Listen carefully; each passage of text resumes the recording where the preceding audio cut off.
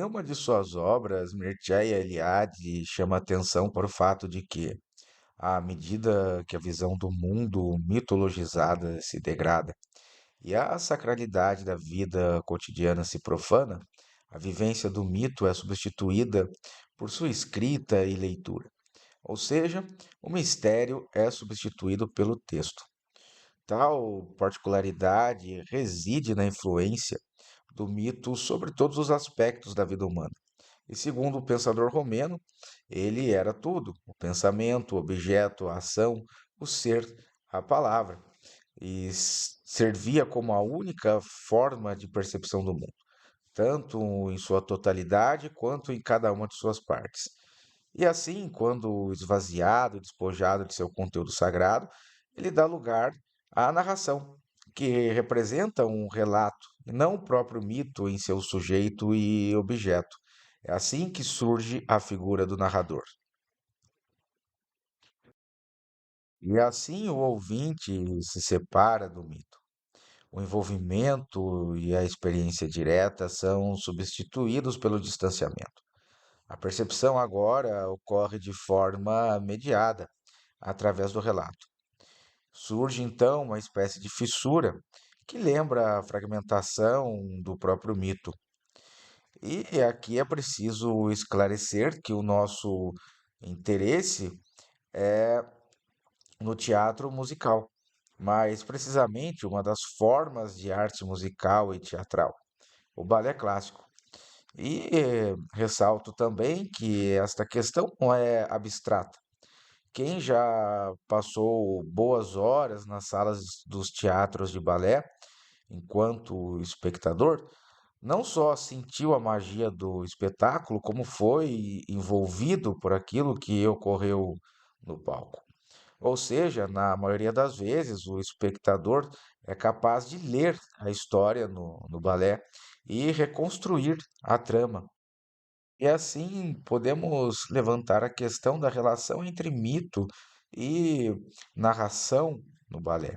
Ainda mais porque há fartas provas de que a dança foi uma das formas de mistério em diversas culturas, e principalmente na cultura grega, que influenciou a formação da nossa. Mas antes precisamos analisar as duas principais abordagens que definem a narração. Alguns pesquisadores a definem de uma forma ampla, ou seja, como um texto que depende da natureza do mundo retratado e deve incluir alguma mudança de estado. E assim, por exemplo, textos que contam uma história através de um narrador, mas também textos sem uma instância mediadora, como os textos narrativos miméticos, o balé e a pantomima. Na segunda abordagem, o principal marcador é justamente a presença de uma instância mediadora, o narrador. A categoria da perspectiva é destacada pois a ocorrência dos eventos é determinada pela intencionalidade. O evento deve ser avaliado como tal pelo consciente que o percebe. E segundo essa compreensão mais rigorosa da narração, cinema, ópera, música e balé não são mais considerados textos narrativos. É interessante não só examinar a natureza da narração no balé, mas também tentar responder à pergunta sobre a possível existência de um narrador nele, ou seja, uma consciência que atesta o status do evento e que serve para determinada ação. Sobre o componente da narração na arte teatral, que sofreu mudanças significativas à medida que se afastava das bases sagradas do antigo teatro grego, há debates. Por um lado, alguns reconhecem a base performática da atuação dramática e que é mimética por natureza. Mas também há quem analisa as possíveis formas de narração do drama. No que diz respeito à natureza do espetáculo do balé, podemos pensar que ele, como uma ação cênica, não possui um componente sagrado. O balé surgiu quando o tempo dos antigos mistérios já havia se encerrado há muito tempo. Mas a base misteriosa está presente na dança, e sua qualidade ancestral está implicitamente presente no balé. E é nesse sentido que a sacralidade é considerada, aqui na nossa análise, como algo fora da trama, mas nas profundezas da ação do balé, no campo das formações do corpo do baile, na simetria, em significados perdidos, mas ainda assim perceptíveis, ou ainda na repetição mecânica, ritual, quando a própria forma permanece como a única parte sagrada da ação, que é um padrão copiado em completo esquecimento do significado. Esses aspectos revelam que, mesmo na ausência de uma narração explícita, o balé carrega consigo um traço de sua origem sagrada. A forma, a simetria e a repetição ritualística apontam para um conteúdo sagrado implícito, mantido na essência do balé. Assim, é possível observar um resquício da sacralidade ancestral, sugerindo uma profundidade além do visível, que ressoa com a herança dos antigos rituais. Para começar, voltemos à história. O balé surgiu na Itália no século XVI, mas seu desenvolvimento é atribuído ao século XVII, a era de Luís XIV. Inicialmente, o balé clássico era fundamentado na dança dos nobres e servia como entretenimento da corte. Seus partícipes não eram dançarinos profissionais, mas membros da aristocracia, e principalmente o próprio monarca. Tudo indica que o balé era utilizado como um treino para desenvolver uma boa postura e gestos nobres. Mas no final do século XVII, início do século XVIII, um gênero musical e teatral específico ficou muito popular: as óperas de balé, como por exemplo as Índias Galantes. E foi assim que no palco da Ópera de Paris foram vistas várias apresentações de balé, a ópera balé e o próprio balé. Ambos os tipos de espetáculos eram baseados no discurso verbal, ou seja, poemas interpretados por cantores, muito mais até do que na ação encenada por meio da pantomima.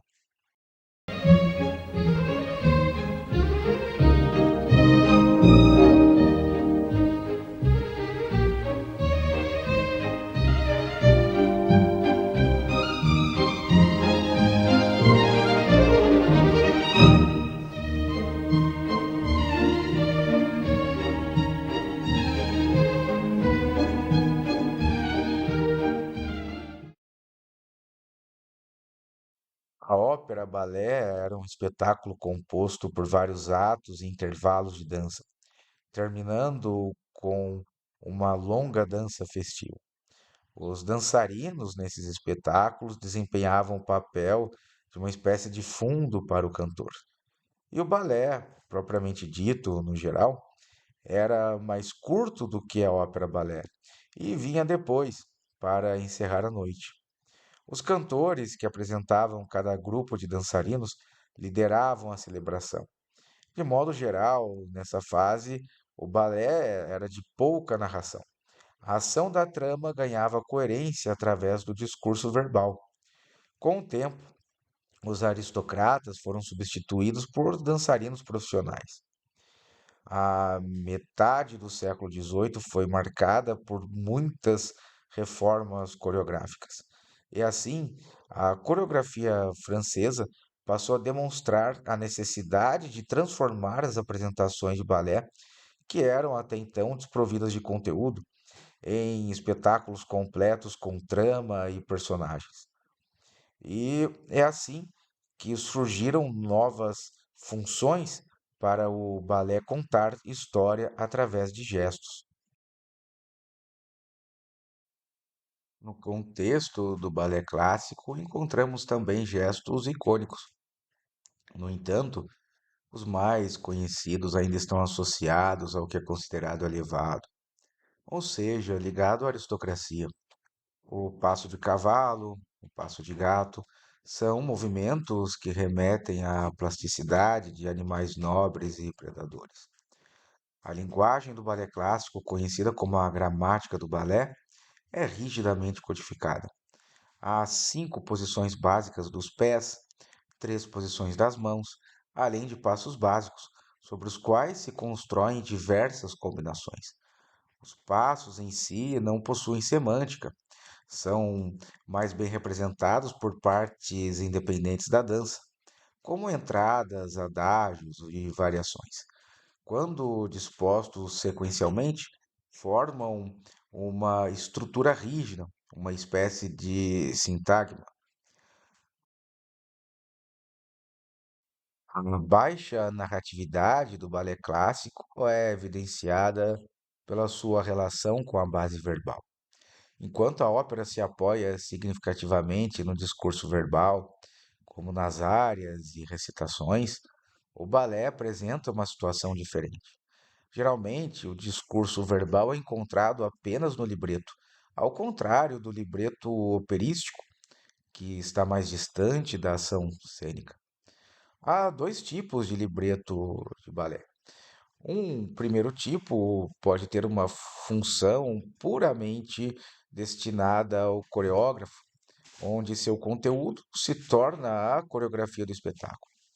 Esse tipo de libreto é chamado de descritivo. Em segundo lugar, o libreto pode ser destinado ao público inserido no programa e narrar brevemente a história, ou seja, apresentar os principais eventos narrativos que o balé deverá ilustrar no espetáculo.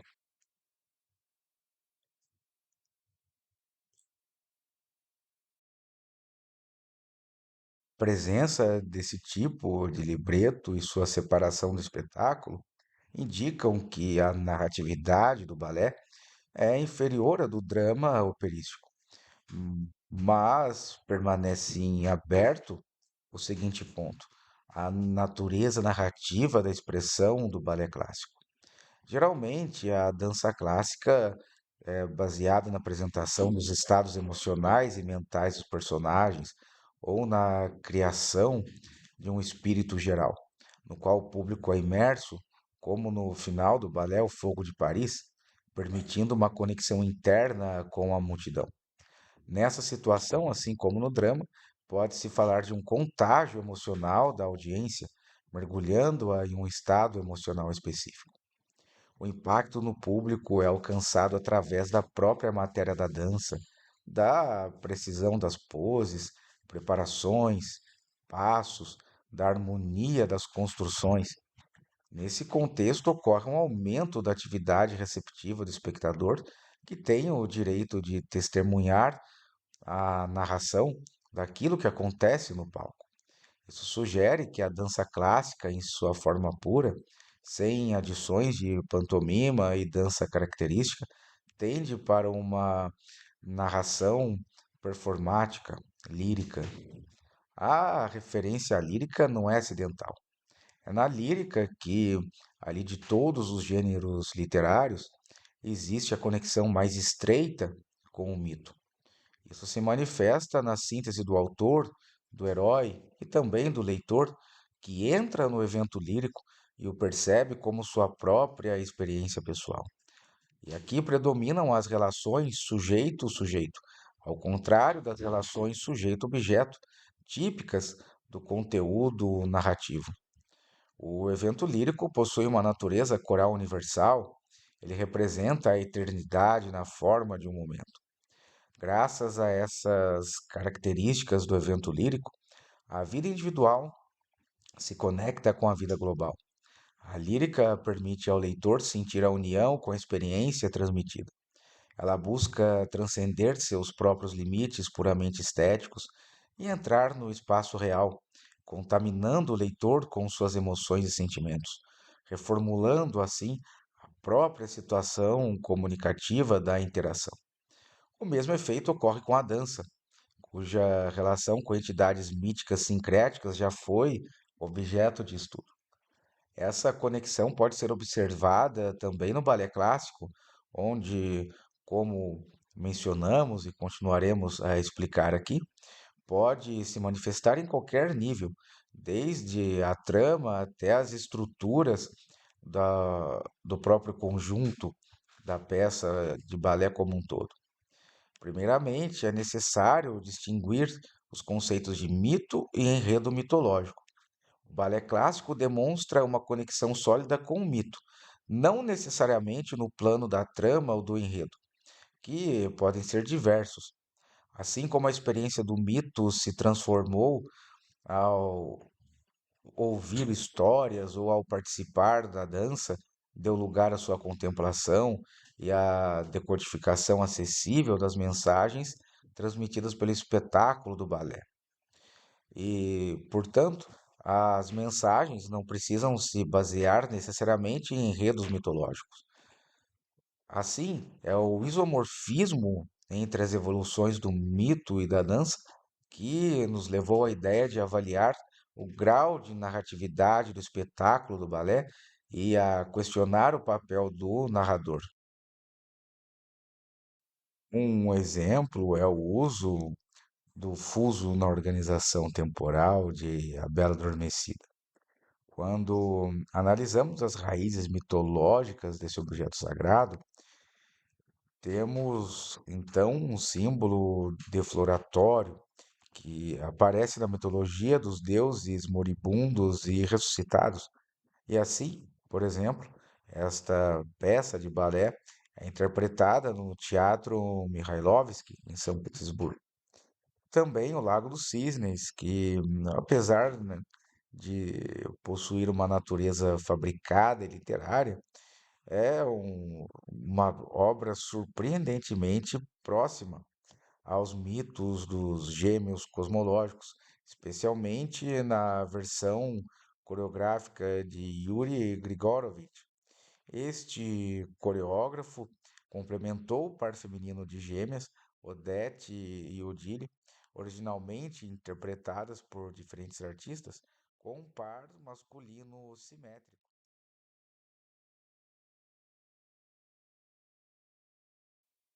E sob a direção de Grigorovich, von Rothbard, originalmente um personagem real, uma coruja cuja asa é arrancada no final, é transformado no alter ego do príncipe Siegfried. E assim descobrimos a base mitopoética do espetáculo de balé, manifestada em todos os seus níveis. Isso é confirmado pela conexão entre o mito e o espetáculo, especialmente através da sua natureza performática, que aumenta a atividade receptiva dos espectadores. O balé pode ser considerado uma expressão narrativa audiovisual com algumas ressalvas. A narratividade aqui é relativamente fraca. A história é comunicada principalmente pela pantomima, um sistema de gestos que traduz o discurso verbal, o libreto, em uma linguagem corporal plástica.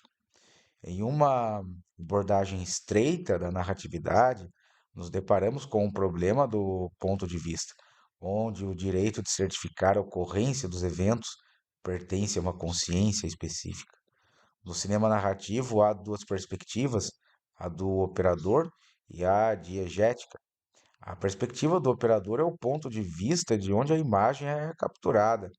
Ela depende do ângulo da filmagem. A perspectiva diegética, por outro lado, é desenvolvida pelo roteirista e diretor, dependendo principalmente da edição. No caso do espetáculo de balé, dificilmente se pode falar em uma perspectiva do operador, pois não há conceito de quadro. Em vez disso, encontramos o segundo tipo de ponto de vista. A plateia tem diante de si todo o palco. Na verdade, é o espectador quem escolhe o que vai focar sua atenção. Seja um solista ou formações de corpo de baile, o papel da iluminação também é crucial. Os holofotes destacam um solista específico e atraem a atenção do público. Da mesma forma, os trajes desempenham um papel semelhante.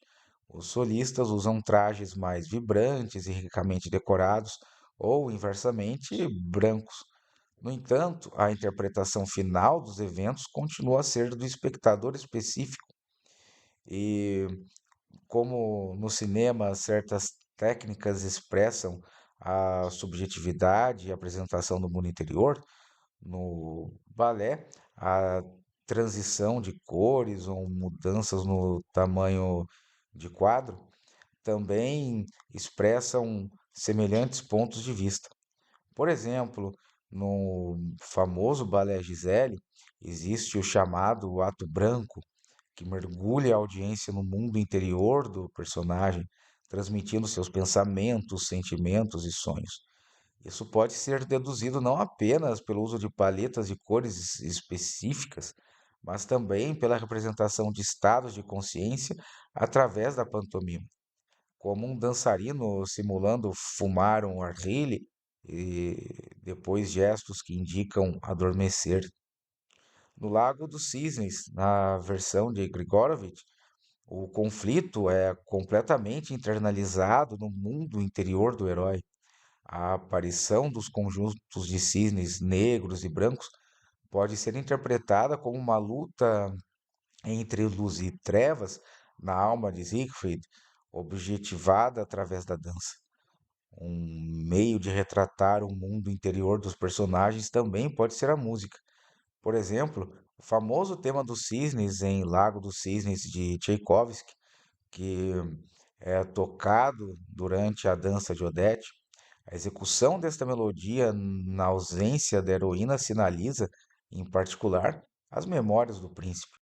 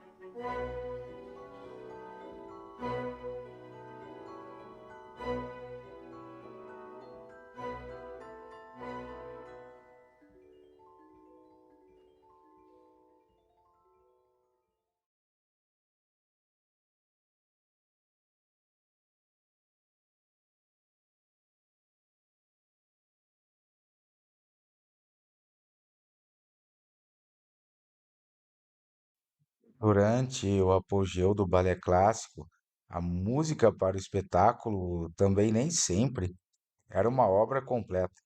Novos fragmentos musicais eram incorporados e às vezes escritos por outros compositores, como em Gisele, ou inversamente, excessivos fragmentos musicais eram retirados da composição.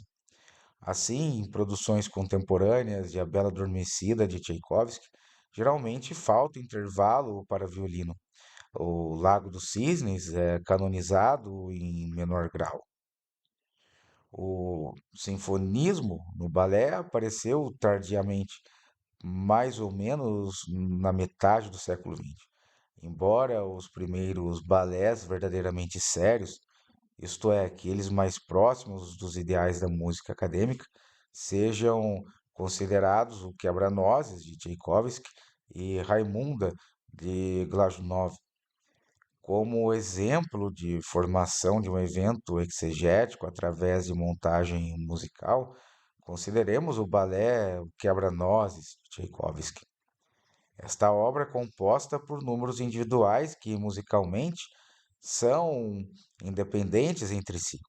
No entanto, a alternância entre eles cria um efeito de acumulação de significado semelhante ao da montagem cinematográfica. O segundo ato é uma apresentação de dança peculiar dos personagens, por exemplo. Cada número é único musicalmente, sem repetir ou desenvolver o anterior. E logo em seguida surge o alegre primaveril, Valsa das Flores, e depois a dança dos protagonistas, Maria e o Príncipe Quebra-Nozes. E ali vemos ressoar notas patéticas e trágicas. Portanto, o compositor desenrolou diante do público a história do amadurecimento e da desilusão, a saída de um paraíso infantil e peculiar. E assim, esse balé se encerra com a valsa final e a apoteose, reunindo novamente todos os personagens a uma espécie de êxtase. Resumindo, como conversamos até agora, o balé clássico revela uma conexão sólida com o mito. Ao mesmo tempo, dentro do contexto da desacralização do mito antigo e da transição do mistério para o teatro, torna-se possível falar de uma narratividade especial, embora inevitável, na ação do balé.